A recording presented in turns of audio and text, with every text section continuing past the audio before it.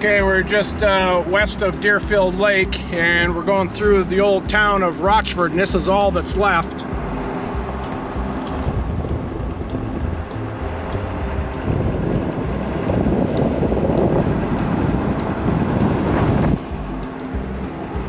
So when I was a kid, there used to be like a country store there. Had a few, canned goods and candy and those sorts of things. Might have had some cold refrigerators for pop and things. Used to have a little cafe in there. You could go in there and eat breakfast. And I remember, like in high school, deer hunting. If you're here early in the morning, they would be open. You could stop there and get a breakfast. They did a pretty good business during deer season. Okay, so we are out again, and I don't know if you saw from that previous shot, but you'll see it as we keep going. It's a beautiful day. Temperature-wise, it's 85 degrees, but we are still inundated with fire smoke. So the sky is kind of a pale blue because the smoke is so heavy. It's heavy enough that most of the shadows are obscured. So it's just kind of this glow on the ground without bright sunshine. So we're headed to Flag Mountain, which is west of Deerfield, the little town of Deerfield, west of Deerfield Reservoir. And it was the site of one of the old fire lookout towers in the Black Hills. So I believe back in the day there were 9 active towers. This is one of them. It's got a really good views from up there. And I think right now I've only heard rumors that 2 of the original 9 still are monitored or have people in them periodically. And one is Seth Bullock Lookout Tower, which is just west of Pactola Reservoir, and then the one on Rankin Ridge, which is just north of the town of Custer in the southern Black Hills. I'm not sure if they have people in them or not. That's what I've heard.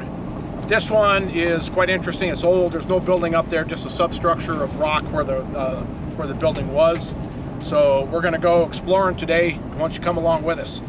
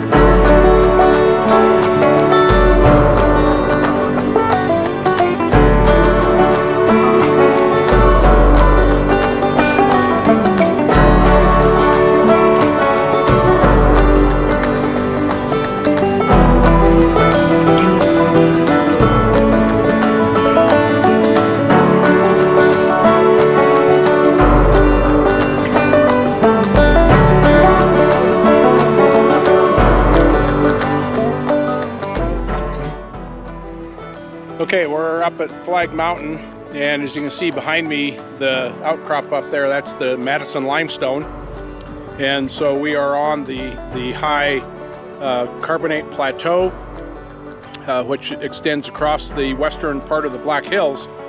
And this is a pretty good elevation up here. It's probably 6,000 feet, maybe a little more than 6. We'll look at the GPS when we get up to the top up here. But again, it's just inundated with smoke in here. So we've got an excellent view here off to the east, and we're right on top of Gillette Prairie, which is a large flat area that's virtually treeless, and I can see Deerfield Reservoir down below us, but it's all in the smoke.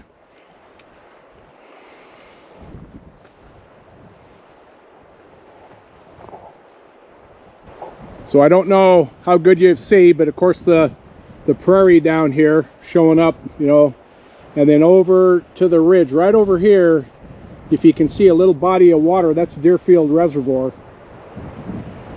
But the smoke is completely inundated. You can only see, well, you can't see as far as we would be able to see without all this smoke.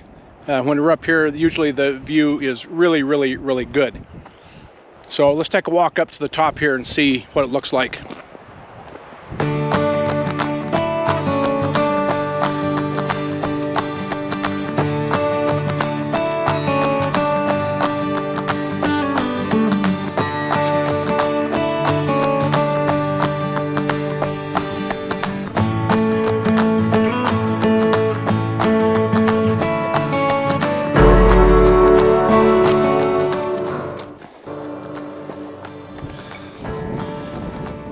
So this is the foundation of the old lookout building behind me here.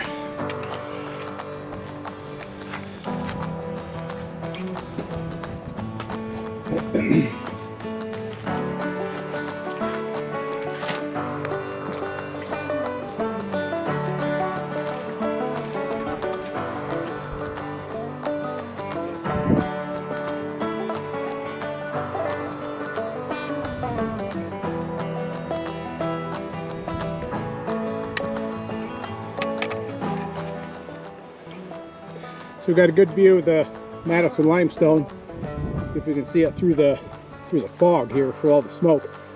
But over on that hilltop, you see that white unit going across there, and then on this closer hill coming across here, and you can see that it's dipping east to west. It's pretty gentle, 2 or 3 degree dip to the west up here, and that dip remains relatively consistent across the plateau. So looking off to the west here, it's relatively flat horizon all over the western horizon. It's just flat out there, and that is the carbonate plateau, the Madison limestone. It acts like a cap rock at the top of the hills up here. It is, again, elevations roughly between 6,000 and 6,900. I think 6,900 is about the biggest elevation that we see up there. But it's a large flat area that remains relatively consistent in elevations. And then as we come to the east, and I'm going to point the camera north here. So as we look north and we see the cap rock, the Madison, and then the slope in front of it are the rock units under the Madison, and then at the base of the sedimentary units is the Deadwood Formation, Deadwood Sandstone, and that's the formation that the sand mines were in that we looked at in a previous video. If you missed that video, I'll put the link down below. You can go back and look at that outcrop of the Deadwood Formation. It's only a couple of miles from where we're at right here. And then everything looking to the east, the rougher terrain, that's all metasediments, metamorphic material. And then in the center of the hills, which is where Harney Peak is, which is right over there, but it's completely encased in smoke right now. I don't know if you can see it. That's granite. Everything else is metasedimentary, where the limestone had at one time continued on on up and just went over and covered all of this rock that we see exposed now. So it's kind of like this. The central and the eastern part of the Black Hills have been uncapped. In other words, kind of, and you're looking down into the deep basement rock. And then on the western slope of the Black Hills, the sedimentary rocks still remain, and everything is capped, and it's up at a pretty high elevation. So the same units we're looking at here, elevation of, let me see what I got here. Okay, so we are at 6,950 feet here, so just under 7,000 feet. And the same unit of the Madison limestone that we looked at in the very first video I posted, the introductory to the Rockin' Dr. Rocks video series, that elevation was probably 4,000 feet, maybe 4,100. And so we are several thousand feet higher in the same unit, and that's because this area has been uplifted and is much higher than where we were. So this is a spectacular place. You can see why it was selected for a lookout tower for fire lookout, except that on a day like this you won't be able to see much.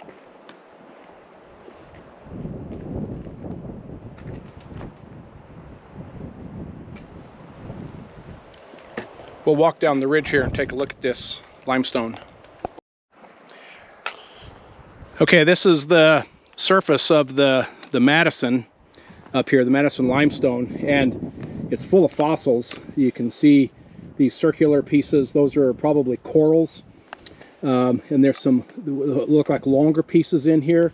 These are probably cross sections of crinoid stems. I've got quite a few crinoids out of here. And you can see that the surface is very undulated and it's not smooth. That is a typical karst weathering pattern for limestones. There is an old structure here from the past days.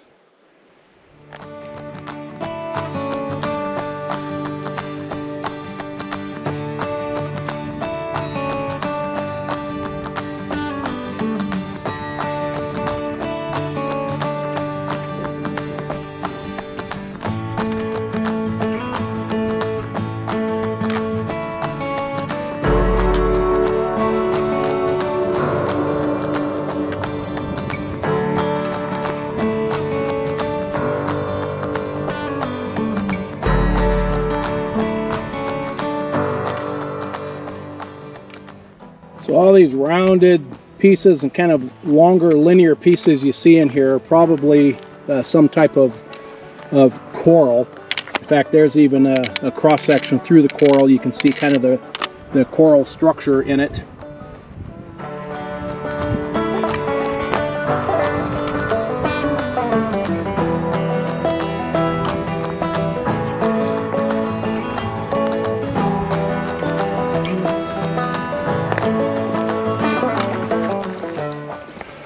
So here's a whole bunch of crinoid stems right here. Here you can see kind of the five segmented patterns that you see in a crinoid.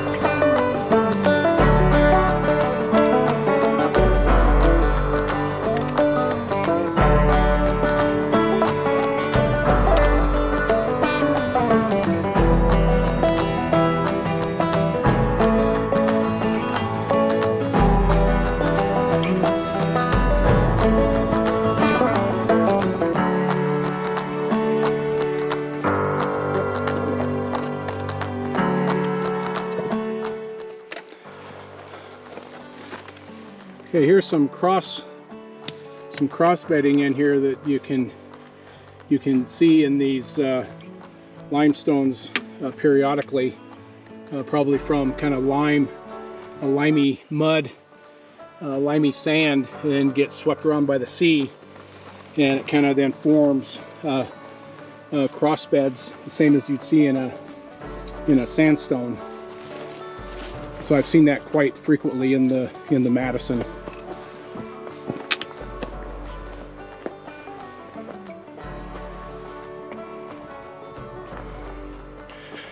Okay, so that's one of the old lookout towers here, up here on Flag Mountain, 6,950 feet elevation. So we're gonna work our way back down to the truck and take off. So thanks for watching. I appreciate your support and your subscriptions and your sharing and your liking. See ya.